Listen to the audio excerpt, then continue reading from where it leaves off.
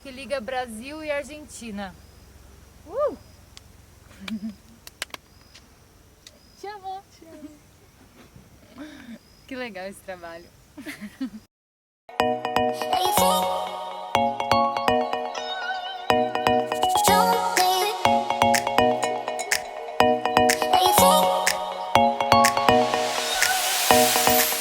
Oi, eu sou Giovana Salvati, anfitriã de experiências em Foz do Iguaçu. E eu sou Sofia Rafaim, futura nutricionista e prima da Gi.